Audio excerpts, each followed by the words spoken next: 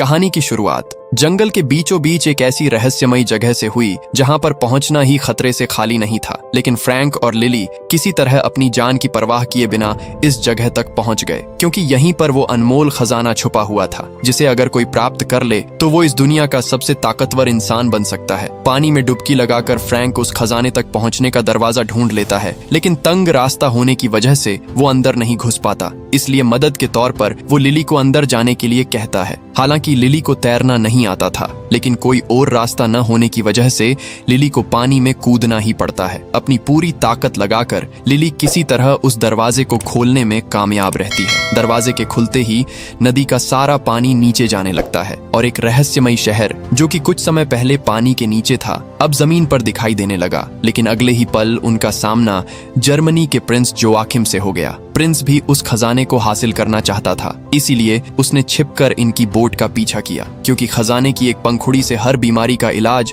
और किसी भी प्रकार के श्राप को तोड़ा जा सकता था।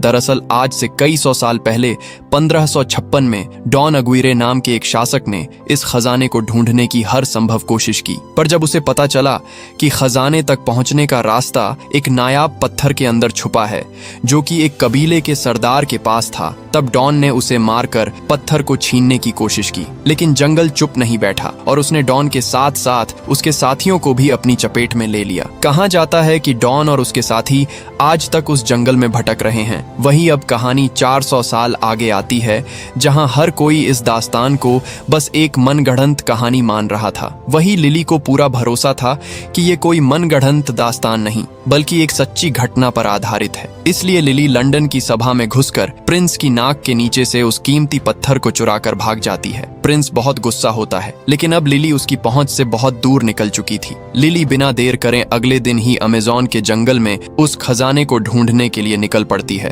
और यहीं पर लिली एक बोट की तलाश में फ्रैंक से मिलती है। फ्रैंक जब लिली के गले में उस रहस्यमयी पत्थर को देखता है तब फ्रैंक उसके साथ चलने के लिए राजी हो जाता है। यहाँ हमें पता चलता है कि फ्रैंक भी उस पत्थर के बारे में कुछ ना कुछ तो जानता है। बिना एक पल गवाए ये लोग जल्दी से अपनी बोट में बैठते हैं और उस रहस्यमयी खजाने को ढूंढने के लिए निकल पड़ते हैं। लेकिन इनके निकलने से पहले ही यहाँ पर प्रिंस अपनी सबमरीन लेकर बिल्कुल इनकी बोट के सामने आ जाता है और लगातार बोट पर फायरिंग करनी शुरू कर देता है, जिससे बोट का इंजन कुछ समय के लिए बंद हो जाता है।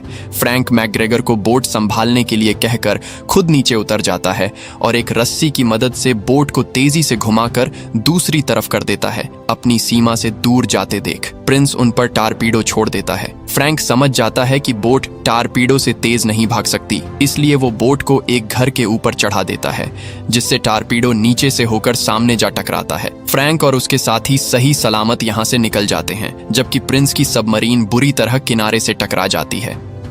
रास्ते में अद्भुत नज़ारों का आनंद लेते हुए यह लोग उस जगह को ढूंढते हुए आगे बढ़ने लगते हैं। थोड़ी आगे आने के बाद नदी दो रास्तों में बंट जाती है। नक्शे के हिसाब से इन्हें राइट साइड की तरफ से जाना होता है, लेकिन फ्रैंक उस रास्ते से जाने से मना करता है क्योंकि उस तरफ नदी का पानी बहुत तेज गति से बहता है। लेकिन लिली उसे फिर भी उसी रास्ते पर बोट को मोड़ने के लिए कहती है, क्योंकि इस तरफ से खजाने तक जल्दी पहुंचा जा सकता है। फ्रैंक भी उसकी बात मानकर बोट को राइट साइड मोड़ देता है। अब सूरज भी ढलने लगता है, इसलिए फ्रैंक बोट को एक किनारे पर लगा देता है और सभी यहीं पर रात बिताने का फैसला करते हैं। रात को जब सभी बोट पर बैठे होते हैं तभी मैकग्रेगर पर एक जंगली बिल्ली हमला कर देती है, लेकिन फ्रैंक उसे शांत करता है क्योंकि वो फ्रैंक की पालतू थी और अब तक इसी बोट में छुप कर बैठी थी। वहीं दूसरी तरफ प्रिंस उस जगह पर पहुंच जाता है जहां डॉन अग्विरे को आज से कुछ 100 साल पहले सजा मिली थी। प्रिंस जानता था कि नदी के पानी से उन्हें इस बंधन से मुक्त किया जा सकता है, इसलिए वो कुछ पानी की बूंदें डॉन के ऊपर गिराता है।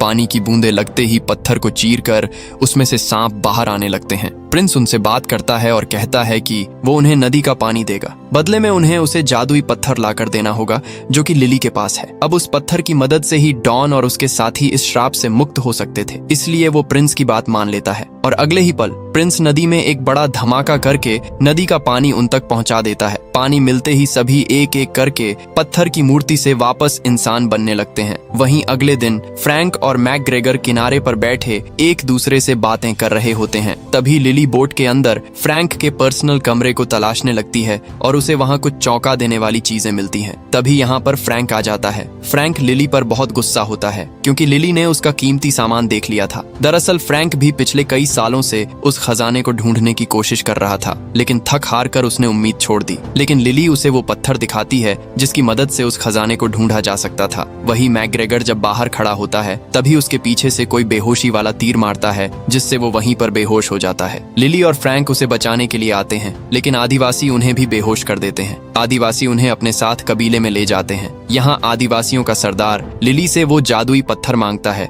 जिसके बदले में वो इन सब की जान बख्श देगा। फ्रैंक लिली को वो जादुई पत्थर सरदार को सौंपने के लिए कहता है, लेकिन लिली साफ साफ मना कर देती है और अगले ही पल लिली अपने हाथों की रस्सी काटकर आदिवासियों से लड़ने लगती है। और तभी सरदार लिली के सामने आता है और हंसते हुए अपना मास्क उतारकर फ्रैंक से कहता है कि बस अब ये नाटक और नहीं हो सकता। मतलब ये सभी कबीले वाले लोग फ्रैंक को पहले से ही जानते थे और इनको अगवा करने का प्लान भी फ्रैंक का ही था, क्योंकि वो लिली को डराकर उससे वो जादुई पत्थर हासिल करना चाहता था। लिली फ्रैंक की इस धोखाधड़ी पर बहुत गुस्सा हो जाती है और उसे एक जोरदार थप्पड़ मारती है। इसके बाद लिली कबीले की सरदार को वो पत्थर दिखाकर खजाने का रास्ता पूछती है। सरदार कुछ अजीब से मंत्र पढ़ती है और लिली को रास्ता पता चल जाता है जहाँ पर वो खजाना मिलेगा। सरदार एक जरूरी बात बताती है कि खजाना सिर्फ तब तक ही रहेगा जब तक चांद की रोशनी उस पर पड़ती रहेगी। अब खजाने का पता लगते ही लिली बिना एक पल गवाए निकलने की तैयारी करने लगती है, लेकिन वो फ्रैंक को अपने साथ नहीं लेकर जाना चाहती थी क्योंकि उसे अब फ्रैंक पर भरोसा नहीं रहा। अब तक डॉन और उसके साथी भी यहाँ पर पहुंच जाते हैं। फ्रैंक जल्दी से लिली को अभी निकलने के लिए कहता है और तभी इनके रास्ते में डॉन आ जाता है। अब यहाँ पर सभी लिली के पीछे पड़ जाते हैं क्योंकि उसके पास ही वो जादुई पत्थर था जिसे डॉन हासिल करना चाहता था। लेकिन फ्रैंक लिली को हर मुसीबत से बचाता हुआ बाहर निकलने की कोशिश करता है। तभी डॉन का एक साथी लिली को पकड़कर उससे वो पत्थर छीन लेता है और डॉन को पकड़ा देता है। डॉन पत्थर को लेकर यहाँ से निकलने ही लगता है कि तभी फ्रैंक उसके रास्ते में आ जाता है। फ्रैंक बार बार सांप के मुंह से पत्थर को छीनने की कोशिश करता है, लेकिन डॉन तलवार लेकर फ्रैंक के आर पार कर देता है। गिरने से पहले फ्रैंक पत्थर को छीन लेता है और नीचे गिरते हुए लिली को पकड़ा देता है। पेड़ों से टकराता हुआ फ्रैंक नीचे नदी में जा गिरता है। अब पत्थर लिली के पास था, इसलिए सरदार लिली को नदी से जितना दूर हो सके उतना दूर भागने के लिए कहती है।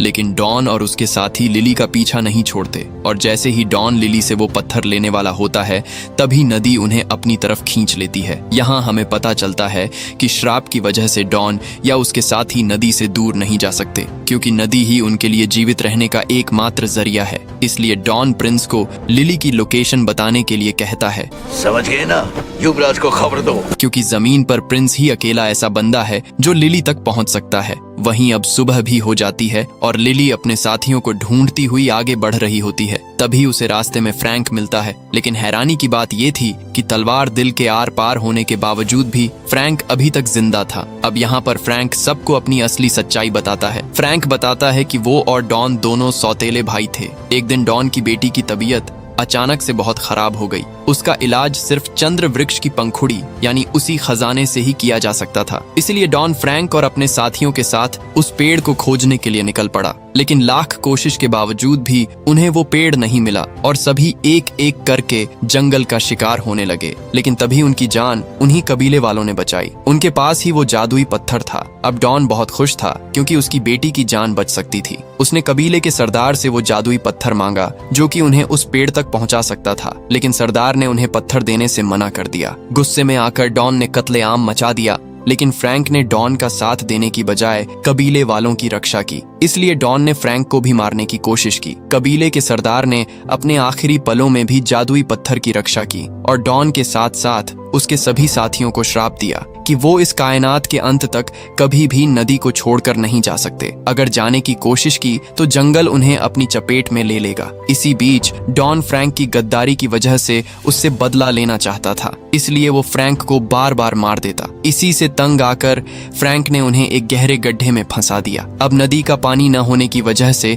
वो पत्थर की मूर्तियां बन गए और कई 100 साल बाद प्रिंस ने उन्हें नदी का पानी देकर वापस से आजाद कर दिया। अब फ्रैंक की सच्चाई सबके सामने आ जाती जाती है। इसके बाद लिली फ्रैंक के शरीर से उस तलवार को बाहर निकालती है। अब मैकग्रेगर के पैर में गहरी चोट लगे होने की वजह से लिली उसे कबीले वालों के पास रुकने के लिए कहती है और खुद फ्रैंक के साथ उस खजाने को पाने के लिए निकल पड़ती है। वहीं प्रिंस को भी अब उनकी लोकेशन का पता चल जाता है, लेकिन प्रिंस के वहां तक पहुंचने से पहले ही लिली वहां से निकल चुकी थी। लेकिन प्रिंस लिली के भाई मैकग्रेगर को पकड़ लेता है और जबरदस्ती उससे लिली का पता उगलवा लेता है। वहीं दूसरी तरफ फ्रैंक और लिली दोनों उस रहस्यमयी जगह पर पहुंच जाते हैं जहां पर वो जादुई पेड़ मौजूद था। लिली बिना एक पल गवाए पानी में डुबकी लगाकर उस पेड़ तक पहुंचने का दरवाजा खोल देती है और अगले ही पल सारा पानी नीचे जाने लगता है और एक अद्भुत जगह पानी के ऊपर आ जाती है। इससे पहले कि ये दोनों अंदर जा पाए, यहाँ पर प्रिंस लिली के भाई मैकग्रेगर को लेकर पहुंच जाता है। वो सभी को बंदूक की नोक पर लेकर